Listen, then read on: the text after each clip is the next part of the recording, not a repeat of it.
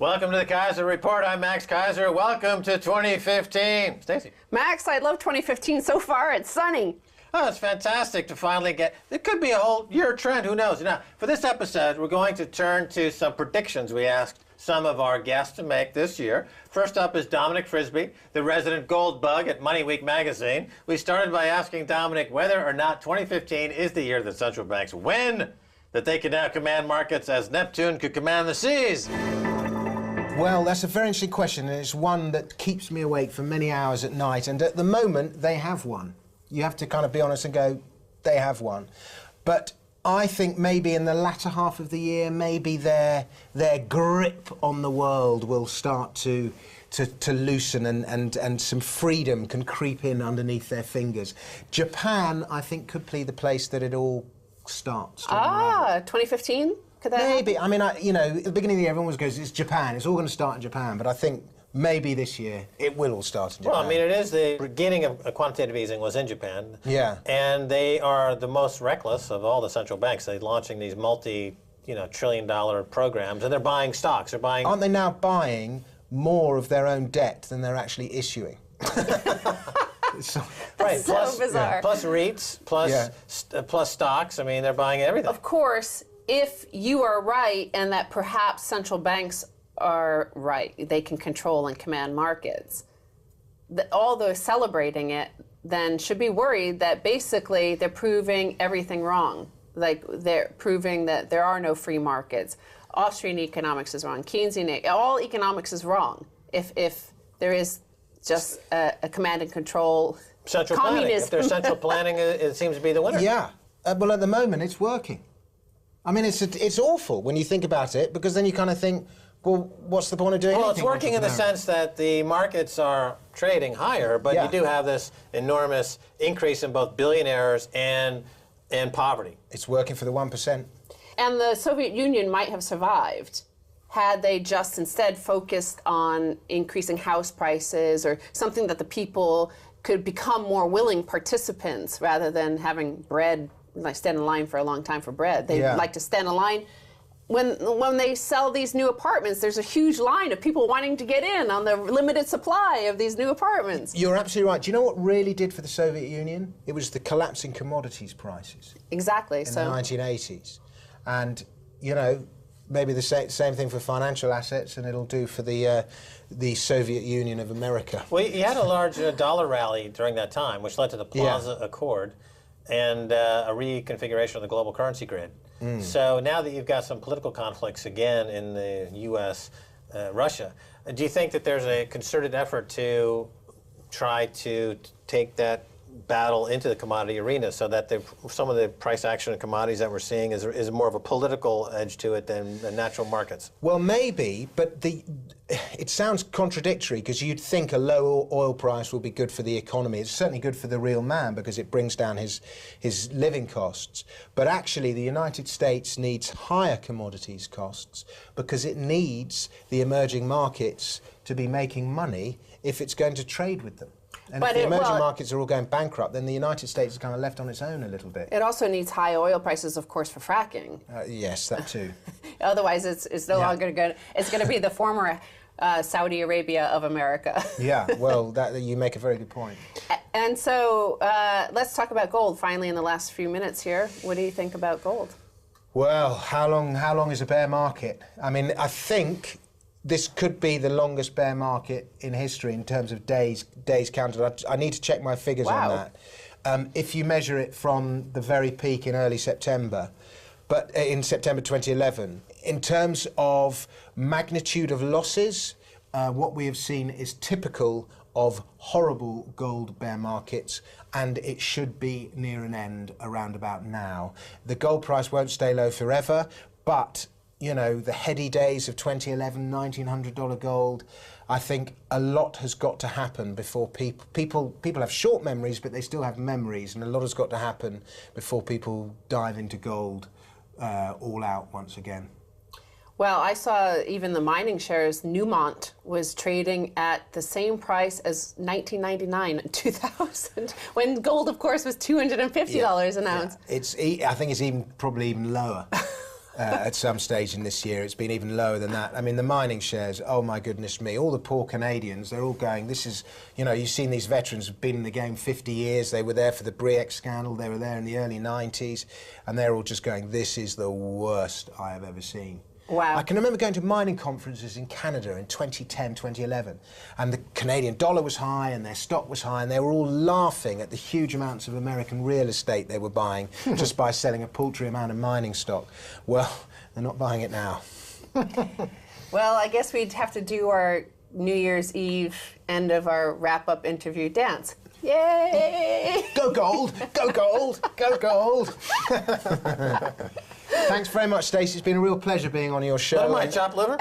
No, I said Max and Stacey. Oh, sorry. Did I not? I meant to You said very much. Stacey, but I'm happy with that. Well, in my head I said, thank you very much, Max. Thank you very much, Stacey. You do a great job, and it's a great show that you have, and it's a pleasure to appear on it from every now and then. Well, thanks, Dominic.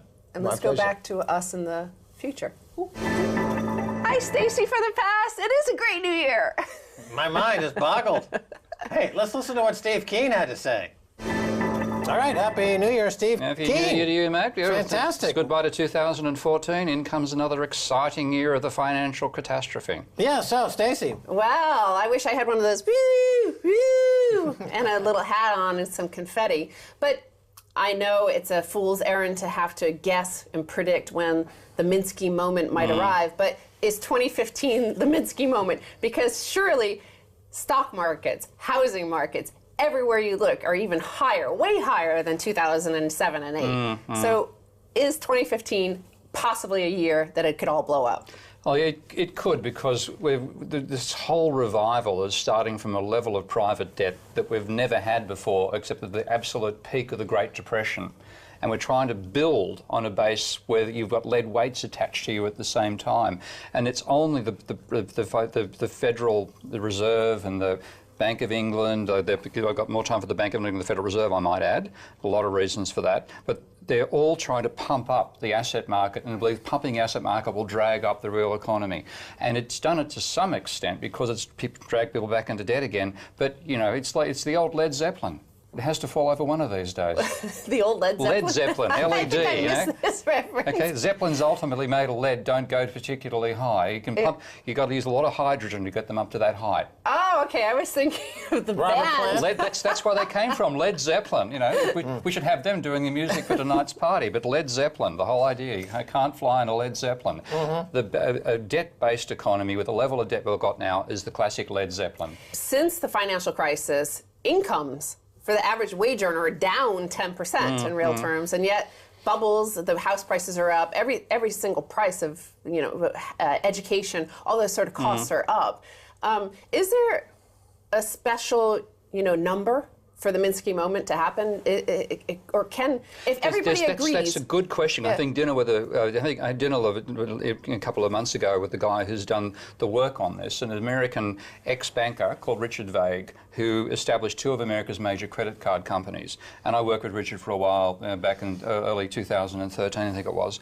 And he has done the empirical numbers like a good banker would do, of looking at global balance sheets and saying, when have crises occurred in the last 1.5 centuries? And his empirical answer was that every major financial crisis has had two conditions for it. First of all, private debt, and this is looking, not including financial sector debt, just households plus businesses, of more than 1.5 times GDP, and that ratio growing by 20% over a 5-year period, 20% or more.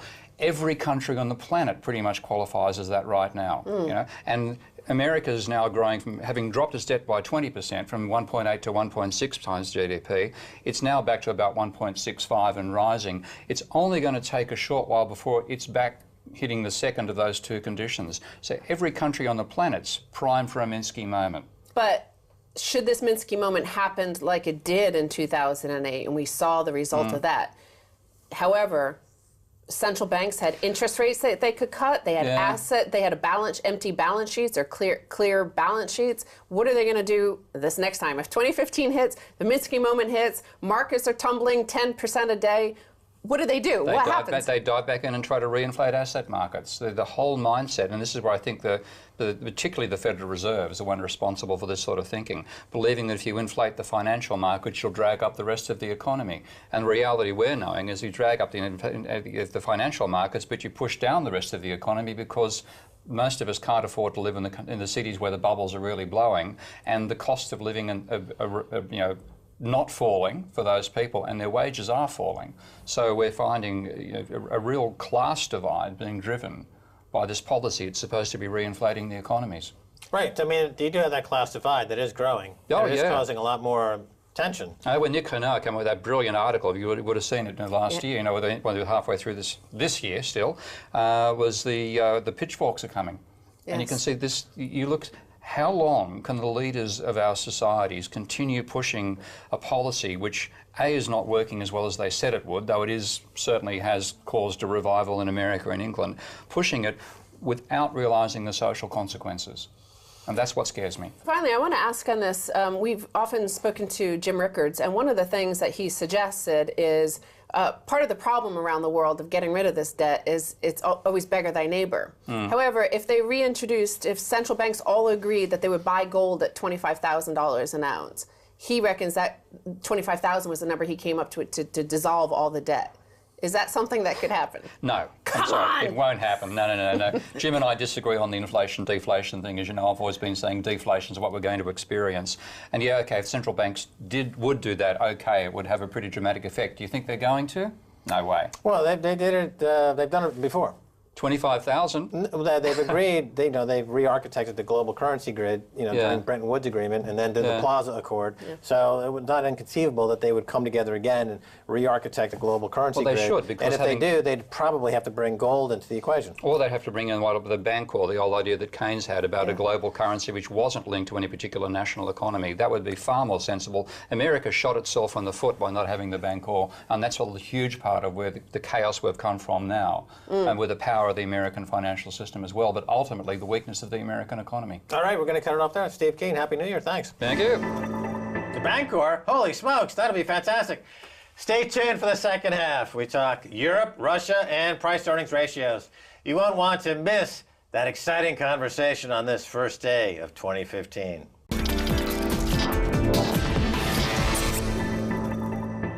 Welcome back to the Keiser Report New Year's Day special. Up next is Liam Halligan. We asked Liam Halligan about his outlook for 2015 regarding Europe and Russia. Bear in mind that this was a week or so before the ruble crisis, but he had some really interesting stuff to say about the price-earnings ratio versus the dividend yield in Russia. If it was historic before the crash, it's even bigger now. Take a look. Liam Halligan. Hey, New Year's week rolls on with Liam Halligan from The Telegraph and the new BNE, Business New Europe. Business New Europe. So what the frick is we could ask Liam? Well, it's New Europe, Business New Europe. It's a new year. What's going on in Europe this year? Well, in Europe, I think there'll clearly be Italy will carry on in recession. France may well hit recession. Germany may well hit recession. Will no doubt get more billets doux from Mario Draghi. Fancy words here on the Keiser Report. Bidet doux? Is that you mistake the bidet for the toilet? Doing everything. Billet doux, little presents, Max. Little presents. Doing everything that it takes to save the euro. It's almost inevitable, I think, that at some stage this year there'll be another big eurozone lurch a quick question. in order, sort of preempting a big splodge of eurozone QE. Okay, the euro crisis, we know, Greece blew up and Italy's in trouble, and there's always this idea that you had Fortress Europe, which was Germany and France. So my question is, the crisis in 2008, apparently it never went away, and in fact, is it going to roll into France, and can France now kind of experience the same kind of stress that some of these, what they used to call the peripheral countries, experience, and therefore would this crisis actually get into what they call the core of Europe? Well, just at the back end of last year, Max, I wrote a series of 3 long features on France in the Telegraph and spent quite a bit of time in France talking to economists and visiting the banlieue, the very troubled regions outside some of the big cities, particularly Paris and Marseille. And it reminded me that obviously the first Euro crisis, summer of 2011, and then you had summer of 2012, of course. The first one, Italy got whacked, and a bit after Greece it got whacked. And France, the bond markets were just about to turn to France, having roughed up Italy a bit. And then Draghi came in with his speech, and then so France kind of escaped the Eurozone crisis. And for that reason, there was never the sort of political will to do proper budgetary consolidation in France, and that's why France is still 4 or 5%. So they deferred the day of reckoning. Yeah, and so Germany and France have been at loggerheads towards the back in November and December last year and into this year, and it strikes me that spending is being squeezed in France, and you can see that, and it is 57% of the economy is state spending, and slower state spending is feeding into lower GDP growth. We also saw the sanctions against Russia really starting to hit Europe, Germany in particular. Yeah. And now, however, I want to ask you... As some of us predicted. I wonder, yes, but you've also predicted long ago on the show, you said that Russia was a good place to invest in. And now Jim Rogers, a very famous investor, formed the Quantum Fund with George Soros many decades ago. Well, he's, for the first time in 46 years, he said he's gone there many times to Russia in 46 years, never bought the investment and wouldn't invest in Russia. But he said now, for the first time in 46 years, he's gone long Russia. He's partly because everybody hates Russia. He's a contrarian investor. Of course. Is he making a right call? What's going on? What do you expect for 2015 with these sanctions, Germany, Russia, blah, blah, blah? Well, clearly, sanctions are hitting Germany. Merkel's come under tremendous pressure from her industrialists, not just the big Volkswagen, Siemens, Liebherr, but the Mittelstand companies too. There are 6,000 German companies working in Russia. German exports have fallen very heavily during 2014, partly because of sanctions on Russia. And, Germany could easily go into recession, and that's the beating economic heart of the Eurozone. In terms of the Russian equity market, it is, of course, much maligned, but the fact is now that even though you're going to have much slower growth in Russia, you might even have negative growth in Russia this year, even 2 successive quarters and a recession, given a sort of general slowdown and partly sanctions as well on the financial sector. But you've got a market now where the dividend yield is higher than the PE ratio. So the PE ratio is about 4.5, 5. Yeah. And it's about 20 in the US, right? Your viewers will know, if you have a P and an E, and the P goes down a lot, and then the E goes up, then the PE goes down even more. And we have a tremendous earnings story in Russia, I'm afraid, not least because we've had now for a couple of years a requirement that state-owned companies must dividend 25% of their net profit by law. And this is something that the Minfin has done to try and extract more money out of the likes of Gazprom, but also... So the dividends are sustainable? Well, certainly they're a lot more sustainable than the endless share buybacks we've seen here in the Western world that have been sustaining our overvalued Ps. I mean, look, the Dow's at an all-time high, the FTSE's flirting with all-time highs at a time when the Western world has yet to make a really sustained, convincing recovery. To use the same PE versus dividends to give some context here. So the dividend yield in the US or the UK is probably on average less than 1.5%. Yeah. And the PE is probably at 15 to 20 to 25. I mean, 25. the Schiller numbers on the Dow are 25. Right. So to put it into context, you see the difference. And you've got a PE in Russia of 5 and a dividend yield of about 5.5. Right. So largely because of, partly because of the law that it's mandatory for majority state-owned companies to dividend 25% of their net profit, but also because you've got a lot of private sector firms, post-Soviet firms that do have, I'm afraid, good corporate governance. A lot of the retailers and so on, and they're dividending like crazy. And then finally, quick question here, because the sanctions have benefited China, whose Chinese companies are flying in there and doing the deals that the European and American companies have to close down. Yeah. So where do you see this Russia-China relationship, especially in China? What's going on with China in 2015? Well, as I wrote in the current edition of BNE, we had the APEC summit just towards the end of last year, and the same week we had the G20 summit, remember, in Brisbane. And so much more business was done at the APEC summit than the G20 summit. And a lot of the business that was done at the APEC summit, which is the Pacific Rim countries, China, Russia, and includes the US, was another big gas deal between China and Russia, and an acknowledgement that China and Russia will trade energy in yuan ruble cross, which has big geostrategic implications on reserve currency status, as I know you guys talk and think about a lot. But what you've had also is China doing these deals with Russia at a time when Russia is apparently isolated. Yeah. And China, this gas deal, these two gas deals have been 10 years in the making. Yeah. They could have announced it at any time, but they chose to announce it at the St. Petersburg summit in the middle of last year, and then just before Christmas, at the end of last year, precisely to say to the West, actually, we don't believe in a unipolar world. We believe in a multipolar world. And this is a very big synergy now.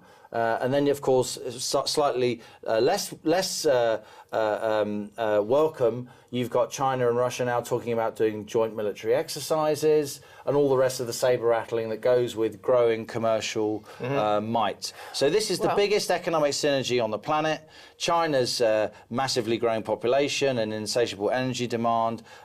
Russia's natural the biggest synergistic Russia's natural resources in the world, more than U.S., Europe. Well, China and Russia have got a 3,000-mile land border, so there is that closeness, that proximity. Well, there's a synergy because resource and no resource. I talk about economic synergy, not cultural synergy. No, but the biggest cultural synergy on the planet, Max, is you and me, right? Well, I mean, because you're an American with a bit of Irish in you, and I'm a Brit with a lot of Irish. So, of course, nothing culturally can match the relarelationship between the Britain, three of us here. Well, you're sort of this is dodgy. Just Finnish or something. The new troika. Multipolar. The ice queen. We're multipolar. We're polar. Get it? But in terms of commercial synergy, it works for both of them. And American and British commentators keep poo-pooing it, but this is going to go on. I like that. It's a good way to end this episode, this part of the New Year's special on the poo-poo. Excellent. Let's make some of our own predictions for what 2015 will bring. With the bringing in of Cuba back into the world, I think we're going to see more multipolar world. And like at the top of the show, when Steve Keen mentioned the bank war, we could also see the dollar hegemony begin to fail. Right. Well, I think in 2015 we're going to see something. I'm going to bring in a new concept that's never been talked about ever. This will be the first time anyone's heard this idea. Data pollution. Data pollution. What's that, Max? Well, data or big data was heralded as the new stuff of the new economy, just like oil was back 100 years ago. Eventually, oil turned into a massive ecological nightmare. There's no way to clean it up, and in the fracking industry, it proved to be a hoax. Data, big data, I think in 2015 we'll realize that also it's a bit of a pollution problem that comes with having everything run on data and big data. The Sony hack, I think, was a good example of this, where hackers can get into the data and they can create all kinds of mischief and mayhem based on pure data. And the NSA reveals, the CIA reveals, the Edward Snowden reveals, the Julian Assange, his participation in all this. It all revolves around data, transmission of data. And of course, cryptocurrencies are nothing more than data as currency. And this is going to be another big part of this data and data pollution as we make a transition into a different kind of world where the only way to fight the data pollution is to actually bring in a database currency like Bitcoin, like Starcoin, like Maxcoin, like other cryptocurrencies. So all in all, this trend toward big data will transmogrify a bit in 2015, and it'll take on all kinds of interesting dimensions. I also think that in the morass of big data, we'll see the first inklings of this idea that technology is evolving faster than humans and will eventually replace humans. Yes, and actually I think also continuing on your theme is big derivatives. I think, at the end of the year we saw Jamie Dimon lobby successfully Congress to remove that bit of the Frank Dodd Act, which separated derivatives onto their books, i.e. the taxpayer wasn't responsible for them. So I think he saw what perhaps the oil market and the junk bond high yield market regarding energy, I think that could be kaput. This could be a big story of 2015. Well, derivatives are trading more and more on data aggregation. So as data pollution seeps into the system, the derivatives market will continue to have flash crashes, mini crashes, and huge melt-ups and melt-downs. It's all based on data. And for this reason, again, you'll see a move into gold. Russia's already been moving aggressively into gold, as has been China. So this is a way to combat data pollution and combat the apocalypse of data, which we'll see firmly in place in 2015. So a multipolar world, big data, big derivatives, go boom, boom, kaput, kaboom. Kaputski. That's As it. they say in Moscow, go completely Kaputski. Well, that's it for this first episode of 2015 with me, Max Keiser, and Stacey Herbert. I'd like to thank our guest, Dominic Frisby of Money Week, Professor Steve Keen, author of Debunking Economics, and Liam Halligan of BNE.eu. If you'd like to get in touch, tweet us, tweet, at Keiser Report. Until next time, have a great New Year's. Bye.